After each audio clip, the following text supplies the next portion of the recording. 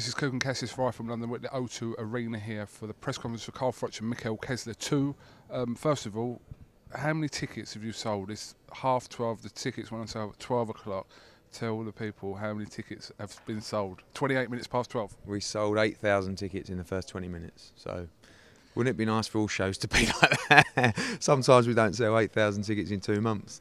By the time this interview actually goes out, we may have sold out. We will be sold out. We will be sold out. Especially the speed in which you get your videos out. Possibly. Was that a dig or not? No. Really a dig. FROCH KESSLER 2. Always know when it's a big fight because Sky sent Johnny Nelson here and Adam Smith. But it's big time. It's big time. You know, it's brilliant to make because everyone's just buzzing about the fight, buzzing about the event. O2. You need these huge fights to put boxing on the map. People's got to realise that boxing is a huge sport, and when you see those ticket sales in the first 20 minutes, you know, there's no other sports where you sell tickets that quickly. When there's a big occasion, big fight, you know, it's a real buzz. And I think these are the kind of nights that are so important to British boxing. I can guess, but what has the response been in general? Has it been ballistic as I can imagine it to be for the announcement of this fight? Yes, everyone wants tickets. You know, everyone wants to know how much tickets are, where they can get them. You know, you constantly are answering people on Twitter, and you know, it's everyone wants to be a part of this occasion because I think they know what they can expect. Just everyone's buzzing, and it's great to get people buzzing about boxing again. Ideally, these super fights, if you like, I mean, we had FROCH Bill say last year, how many of these can you realistically put on a year, this sort of magnitude? I think this is a one-off, you know. I think this is probably the biggest fight in boxing, British boxing, for many years. Purely because it's two unified champions and the quality of the two fighters. There's been some huge fights in British boxing, some built out of hype, some built out of quality, but I think this is one that will incorporate a little bit of both. But I think when two champions come together and you bring a great champion like KESSLER over, you know, it's special. But you know, there's other big fights to be made out there, but I think this is the biggest fight that can be made right now. You said that your whole stable's been on your case to be put on the undercard. Realistically, who could we expect to see on the undercard, or haven't you got that far yet? I haven't really got that far. I mean, everybody from Brook to Barker to Bellew to Reese, you know, they all want to box on this show. Frampton as well. So I'm under pressure from all of those to get them on. So fans have got to know that, you know, I'm under pressure to get our top boys on, so they're going to see a great undercard. And a great show like this warrants a great undercard, even though it's quite frustrating because you'll have some great fights on here on the night and people will be in the bar and you're thinking, hang on a minute, I'm spending all this money on this fight and there's no one in here. And they all come out, and the same with subscribers. You know, everyone subscribes, you know, an hour, half an hour before the main event.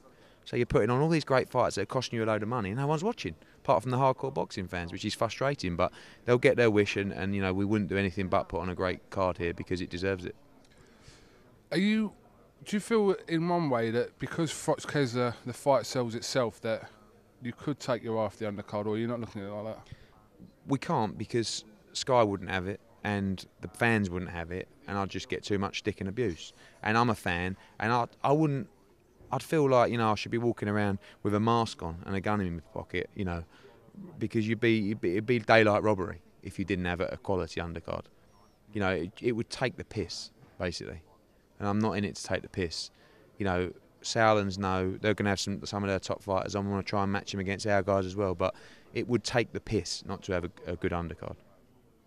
You're not allowed to swear on this, but I can only swear it with you. That's the difference. You know, It's nice to be able to swear with you. But this is like I said, a fantastic venue. It doesn't do it justice now because it's empty. But 25th of May, this place is absolutely going to be electric, isn't it? I just said to Trish Dixon, can you imagine when everyone's in the ring, the national anthems go, and then all of a sudden everyone gets out, both of them there, and then the noise from the crowd, anticipation, and then that bell goes.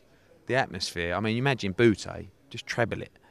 You know, this is going to be, I think it's going to be the greatest atmosphere we've ever seen in a British ring, I really do. Tickets for this fight start at £40 and they're going up to £1,000. That's your Matchroom VIP package. What can people expect to have from that? Well, you get an inner ringside seat, you get a champagne reception, VIP entrance out the back, free bar all night, free food all night. You know, it's the full Monty package. We're nearly sold out of them already. We've only got 250, and they've nearly all gone. I think the 40s, 60s and 80s have all gone. You know, it's frightening to know what you can sell ticket-wise, because honestly, we knock our cods out day in, day out to sell tickets for other shows. Honestly, You know, it's so difficult. We've got 7,000 coming in Belfast. We've worked so hard at that. We'll have 7,000 in Liverpool. And it's really difficult to sell tickets. And then all of a sudden you put on a fight like this. Where are these people? Where do they come from? It's like when Leyton Orient played at Wembley, we sold 30,000 tickets. Where are these people? We want them to come every week. And that's another reason why we've got to put a great undercard, because everyone who's in here and everyone who's watching on TV, we need to make them know that we produce quality shows and we want them to come back. Are you still being abused on Twitter? Every now and again, people threatening to phone the office? Yeah, you phone the office. No one ever phones apart from you. How long was you on the phone for to me? Northern Barry 8282. Just to explain, sometimes on Twitter, if I disagree with what someone says or I think they've got the wrong information, I say, look, phone me in the office, let's have a chat, let's have a debate. I guarantee I'll convince you I'm right. So I said this to this one guy, cut a long story short, he told me he was going to call on Monday, blah, blah, he never called. So I tweeted saying that no one ever calls. All of a sudden, this Northern gentleman phones up, which happens to be KUGAN CASSIUS. I didn't know it was KUGAN CASSIUS, and after 3 or 4 minutes of him telling me, why am I making the Reece Broner fight? You know, the Christmas cracker wasn't what you said it would be, and you travelled down from up north and you had hotel rooms and everything like this. And I was enjoying it, wasn't I? I was really passionate. I was really getting into it, you know. And then all of a sudden, something just twigged. I thought, this fucking numpty, isn't it? Phoning me up here, I cannot believe this. And I just said, I can't believe this is KUGAN CASSIUS.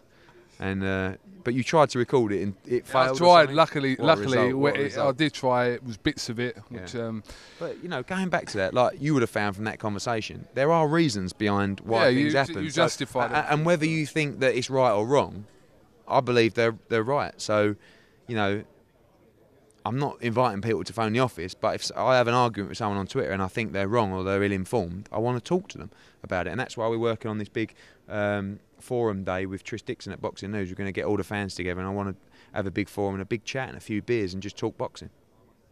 All right, well, we can leave it there. Right, yeah, that's it. I don't think there's anything else really left to say. Rob McCracken pointed out that I interview you too much. Yeah, you do interview me too much. But it's been a couple of weeks.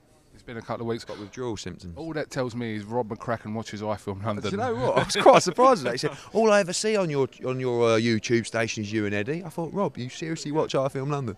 I didn't think he had even. Glee jacket. I didn't think he had a TV, let alone a computer. It was all right. Right, KUGAN CASSIUS with Eddie Hearn here at the O2, FROCH KESSLER.